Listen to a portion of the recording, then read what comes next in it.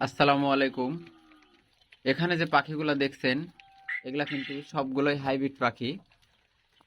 এখানে আলাদা করে দিয়েছি বীজ ডিম তৈরি করার জন্য। এই পাখিগুলো কিন্তু আমি শুরুতেই ডিম থেকে বাচ্চা ফুটাইছি, ডিম কিনে নিয়ে আসছিলাম। এখানে কিন্তু দেখেন বেশিরভাগ পাখি সাদা পাখি দিয়েছি, এগুলা সব পুরুষ পাখি, যাতে ডিম থেকে বাচ্চাগুলো ফুটে বের হয়। সাদা পাখি, এই পাখিগুলোর ডিম থেকে বাচ্চা ফুটে বের হয় কিনা সেজন্য দেখার জন্য পরীক্ষামূলক ডিম দিয়েছি, সেটাও আপনাদেরকে দেখাবো ইনশাল্লাহ। এই দেখেন আমি ডিমগুলা দিয়েছি, আজকে ডিম দেওয়া 7 দিন হয়েছে।